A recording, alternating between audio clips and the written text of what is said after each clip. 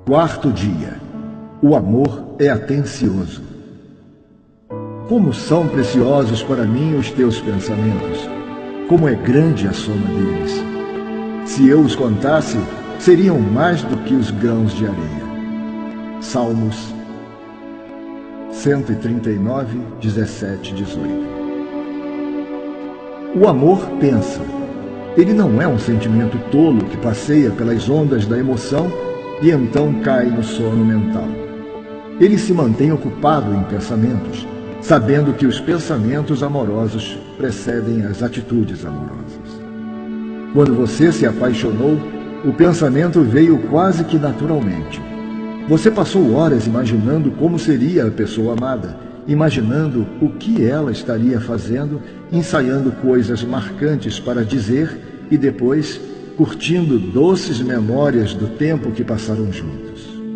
Você disse sinceramente: eu não consigo parar de pensar em você. Mas, para a maioria dos casais, as coisas começam a mudar logo depois do casamento. A esposa finalmente tem seu marido. O marido já tem seu troféu. A caça está terminada e a perseguição encerrada.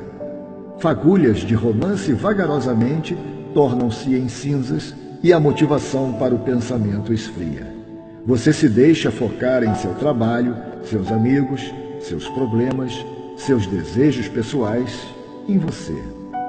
Depois de algum tempo, você involuntariamente começa a ignorar as necessidades do seu cônjuge. Mas o fato de que o casamento acrescentou outra pessoa em seu universo não mudou. Então, se o seu pensamento não amadureceu o bastante para constantemente incluir esta pessoa, você se pega sendo surpreendido ao invés de reflexivo.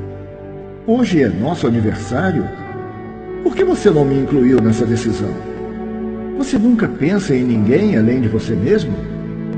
Se você não aprender a ser reflexivo, acabará se arrependendo por ter perdido oportunidades de demonstrar amor.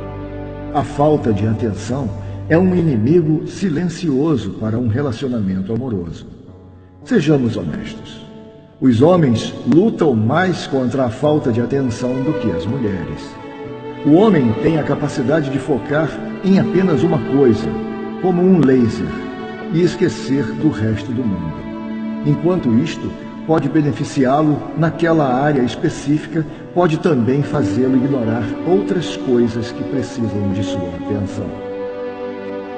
A mulher, por outro lado, é mais multiconsciente, capaz de manter-se incrivelmente atenta a vários fatos ao mesmo tempo.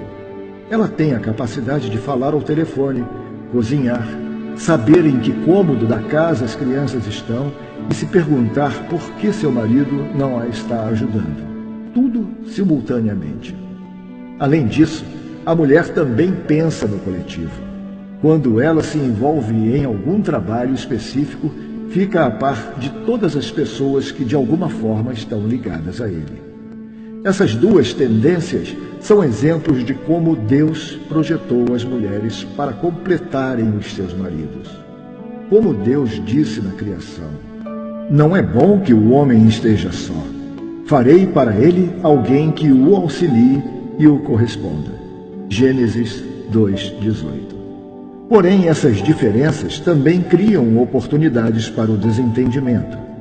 Homens, por exemplo, tendem a pensar de forma objetiva e a dizer exatamente o que querem dizer. Não é preciso mais nada para compreender a mensagem.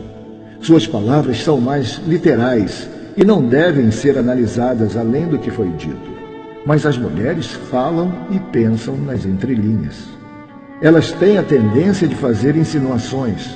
Um homem precisa ouvir também o que está implícito se quiser obter o significado completo do que uma mulher diz. Se um casal não tem essa compreensão um do outro, isso pode resultar em desentendimentos sem fim. Ele fica frustrado tentando entender por que ela fala em enigmas ao invés de falar de uma vez o que quer. Ela fica frustrada tentando entender por que ele é tão desatento e não soma 2 mais 2 para compreender o que ela diz. Uma mulher deseja profundamente que seu marido seja atencioso e reflexivo. Essa é uma das chaves que a ajuda a sentir-se amada. Quando ela fala, o homem sábio ouve como um detetive para descobrir as necessidades e desejos implícitos em suas palavras.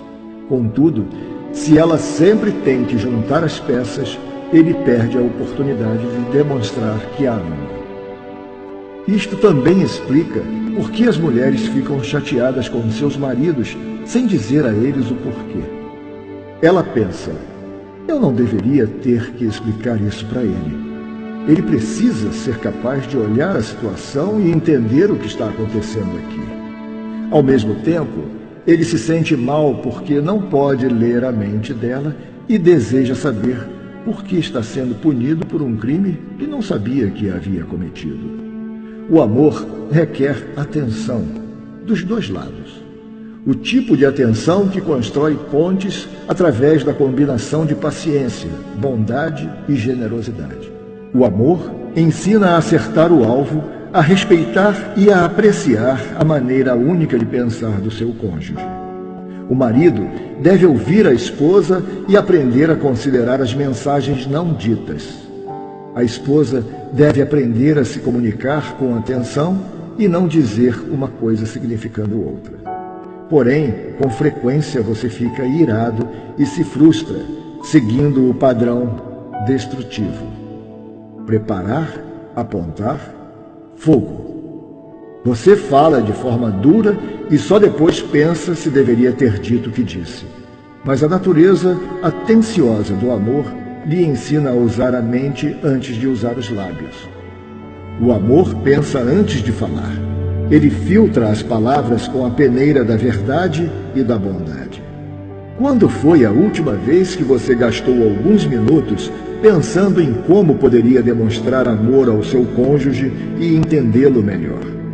Qual a necessidade imediata que você pode suprir? Para qual próximo evento, aniversário, data comemorativa, feriado, você já pode se preparar? Grandes casamentos vêm de grandes reflexões. Quarto dia. O amor é atencioso. Desafio de hoje. Faça contato com o seu cônjuge em algum momento durante a agitação do dia. Não faça outra coisa senão perguntar como ele está e se tem algo que você pode fazer por ele. Anote no seu livro quando o desafio de hoje estiver completo. O que você aprendeu sobre si mesmo e sobre o seu cônjuge ao aceitar o desafio de hoje?